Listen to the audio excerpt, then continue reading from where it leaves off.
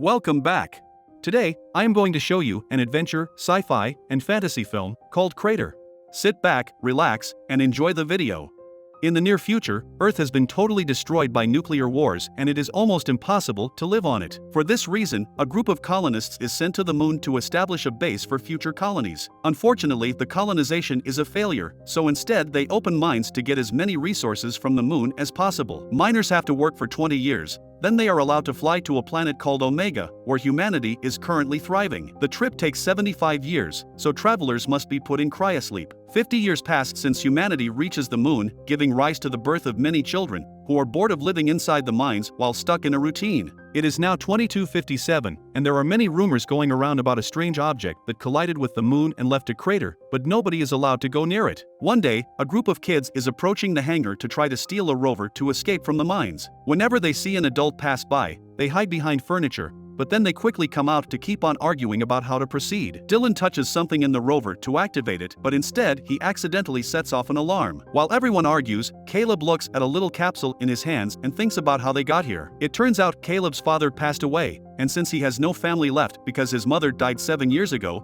he'll be sent to Omega where he'll be adopted by a new family. Thanks to cryosleep, he'll still be a kid when he arrives. Caleb doesn't want to leave because all of his friends are here, but his complaints are ignored and he's informed that he'll be leaving in 3 days after an incoming meteor shower is over. This makes Caleb remember the time his father Michael would teach him not to be scared of the very high ladders around the base. They climb one together, and while watching the sky, Michael tells him about the stars and how family may be gone but still with them in spirit. He also wants Caleb to see the crater before he died. Caleb returns to that spot to relive the memory with pure nostalgia, and he's soon joined by his best friends Dylan, Borny, and Marcus. They get upset to hear Caleb will leave them soon, but they also know about his father's last wish, so Dylan proposes that they have a last adventure together and sneak out of the base to see the crater. First they steal a bunch of useful tools for the trip, and while they're going through their findings, Caleb is visited by an officer that brings him the little capsule with Michael's ashes. During lunch, the boys realize that to leave they'll need base passcodes. Dylan decides to approach Addison, a girl with no friends, because she just moved from Earth and everyone thinks she's weird.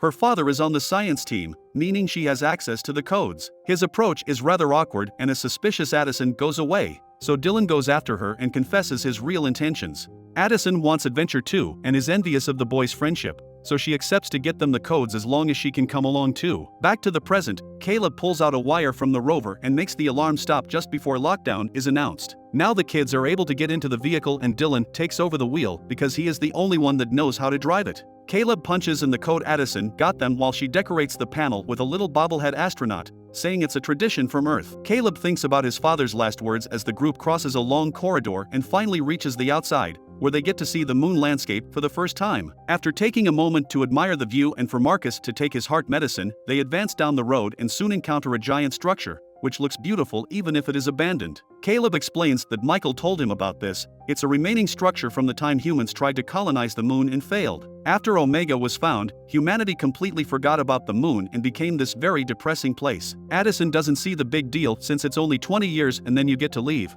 But she's the daughter of a higher-up and doesn't know the truth of the situation. Any little mistake they make, like arriving later or getting sick, would add more time to their contract, and if someone dies before finishing their 20 years, their next of kin must do their remaining years together with their own. It's all a trap to keep the families working here forever. Addison apologizes for her rudeness and makes it better by sharing stories about Earth, telling the guys about things like trees, the blue sky, and the ocean. After driving for a while, they stop the rover and put on suits to go for a walk. Since Addison comes from a better position, she has a better suit, and the boys are shocked at how pretty she looks. They get out of the vehicle and immediately begin fooling around with the gravity, enjoying the way they can jump extra high. They also see Earth for the first time, and they're surprised by how blue it looks. Seeing Earth inspires Addison to teach the boys about baseball. They use stones and sticks to replace regular equipment, but when the rock is hit, it flies away too far because of gravity. The boys don't understand the concept of running through the bases, and a disappointed Addison decides to have a moment alone. Feeling nostalgic about her old home,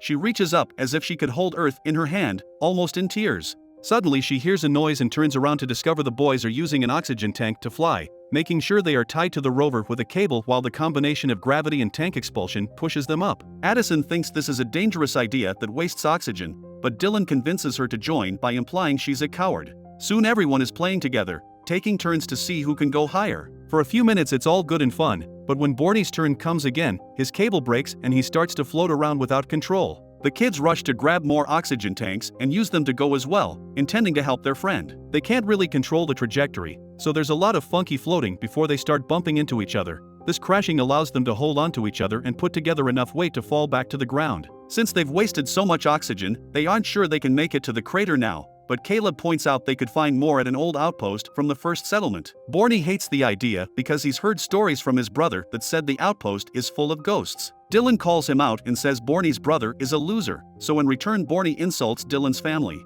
This triggers a fight that Marcus tries to stop, yet he gets involved instead. In the middle of all the screaming, Caleb yells and reminds them this isn't the way to spend their last days together.